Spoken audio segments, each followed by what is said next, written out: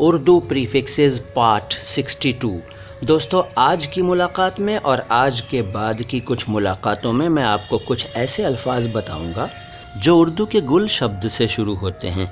गुल यानी कि फूल, पुष्प, सुमन, आप जानते हैं अच्छी तरह से। तो पहला शब्द जो है गुल से बनने वाला आज मेरे पास, वो है गुल अंदाम।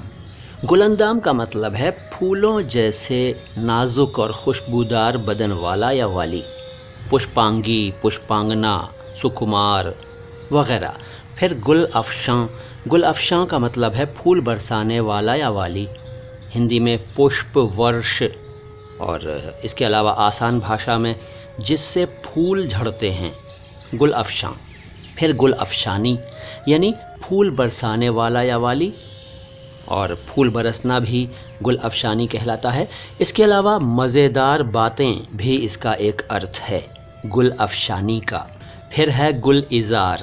दरअसल ये गुल इज़ार है, ऐन जे अलिफ रे, लेकिन मैं इसको हिंदुस्तानी अंदाज में गुल इज़ार कहता हूँ।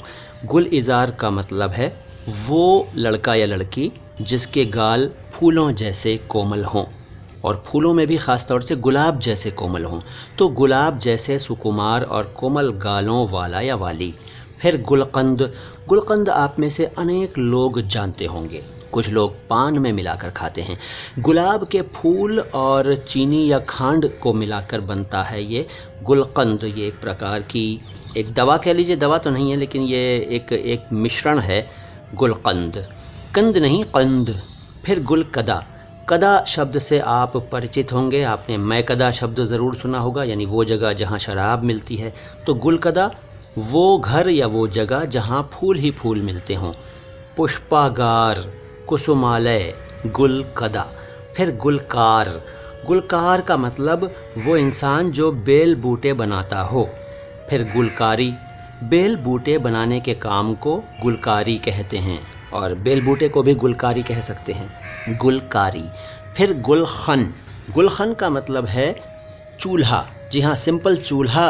और इसके अलावा भट्टी जो होती है ना, भट्टी या भट्ठी जिसे कहते हैं कुछ लोग, और भाड़ भी कहते हैं ना कि अकेला चना भाड़ नहीं फोड़ सकता। तो उसको फ़ारसी में गुलखन कहते हैं, और उर्दू में भी साहित्यिक क्षेत्रों में ये चलता रहा है। अब तो बहुत कम लोग इसको जानते हैं, गुलखन। फिर गुलखन अफरोज़। गुलखन अफरोज़ का मतलब है वो इंसान जो भट्टी को जलाता हो, चूल्हे को जलाता हो, भट्टी या भाड़ को जलाता हो, या भट्टी में भाड़ में आग झोंकता हो, गुलखन अफरोज़। फिर गुलखाल। अब देखो, मैं गुल खाल नहीं कह रहा हूँ, खाल कह रहा हूँ। खाल अलग होता है, खाल का मतलब है स्किन, और यह है खाल। गुलखाल का मतलब है चितकबरा, चित्तीदार और दागों वाला, गुलखाल। फिर गुलगश्त।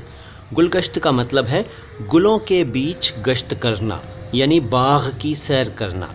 इसके अलावा खेल के मैदान को भी गुलगश्त कह सकते हैं, और उस जगह को भी आप गुलगश्त कह सकते हैं जहां आप सैर करने, घूमने, वॉक करने जाते हों। गुलगश्त। शब्द मेरे पास बहुत हैं गुल से शुरू होने वाले, वो अगली बार बताऊंगा। फ़िलहाल तो आपसे इजाज़त चाहता हूं, याद दिलाना चाहता हूं कि अगर आपने सब्सक्राइब नहीं किया है ये चैनल तो सब्सक्राइब कर लीजिए। मैं मोइन शम्सी हूँ, चैनल है अल्फाज आवाज़ अंदाज़। Thank you.